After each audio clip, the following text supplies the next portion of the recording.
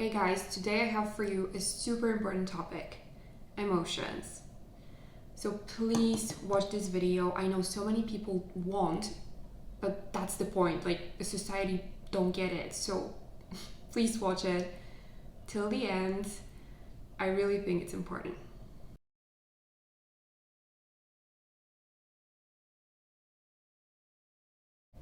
Repressing your emotions leads to stagnation, repressing divinity, and that essentially leads to denial, which makes you self-sabotage because you're not allowing yourself to see the full picture, even though it's perfect. The full picture that you're not wanting to see is actually perfect. It's not entirely your fault. It has to do with society pressure, because obviously we're people who are surrounded by other influences, and so we can't separate ourselves completely from it, although we do have choices to a lot of extent. But sure, we get it that you're not in control of everything. If you are here listening to this, I bet that you have been influenced by, it's actually a fact for every one of us. We're influenced by things that are way different from our core essence, the energies that are testing us or feel tricky for us. But you do have the consciousness, the power of light within you that tells you how to deal with it. So the stronger your connection to that is, the more power you have and the more choices you allow yourself to make about your environment. But if you didn't know it before, let's just agree that you have been influenced by things that made you feel a little powerless maybe, and that led you to defense mechanisms that actually don't serve you long term. All this is to say that if you feel out of touch with your emotions in this chaotic world, it's nothing out of ordinary, I'm afraid. But I would like you to reconsider. I have something to say here that I really want you to hear out.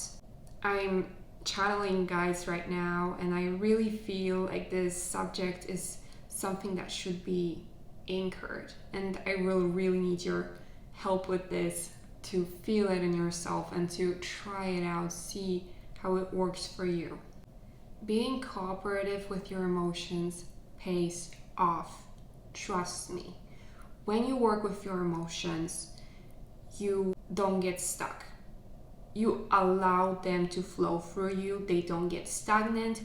This way, your path, let's assume you have a couple of goals along the way, along the path, that are linked to what your soul wants, that your higher self wants.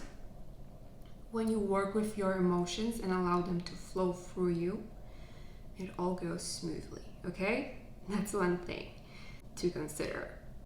Another thing is that you repressed it for so long, society has, that you begin to be afraid of those emotions, but they're actually not scary. They just ask for your attention so that they can they can guide you essentially to take the next step, because you need to hear them, because they are a source of communication that you don't get from other places. So when you don't allow that source of communication that is very basic, foundational for us physical beings, human beings, emotions who literally flow through your body and get stuck in your tissues and fascia, when you get comfortable with those old emotions still stored in your body because you haven't let them go, this is what happens. You get stuck in a situation you otherwise would have moved through way long ago.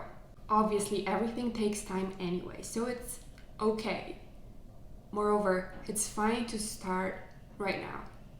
So when you get stuck in these toxic situations, you totally forget that there's a whole vitality to you. Because if you allowed your emotions to flow, you would feel way more vital. You know what this can lead to also? This can lead to developing limiting beliefs because of that stagnation, because you're just holding on to emotions that you just haven't felt. This can lead to depression because of energy just simply not moving through you properly, your chi being somewhat stagnant. This can lead to anxiety. Anxiety is often just a bunch of feelings that haven't been felt. So you kind of stop believing that you can move forward and have a beautiful life that you always want anyways, because you're connected to great things in the universe through your heart and your dreams. And you end up the Hanged Man. This is what came through. What's funny is that on this card, the man, you can see like he's hanging himself, right? No, it's not like someone's hanging him. So please consider not doing that and giving your emotions a chance. I'll even let you know the practices that I recommend for connecting to your feelings. But you also have to have that intention set. It's not like you just put something on and it's gonna miraculously, without your input, change you completely. So, but obviously, like, they're really helpful. So taking the first step is all you can do for now. So what I can recommend for your emotions, for getting back in touch with your emotions, is first, I recommend yin yoga, like devoting yourself to 45, 60 or more minute practices of yin yoga. You can find some videos on YouTube or go someplace local, your choice of course. It's very good because you sit in a pose and emotions bubble up, and when your intention is set, you have a good opportunity to feel them right when it happens.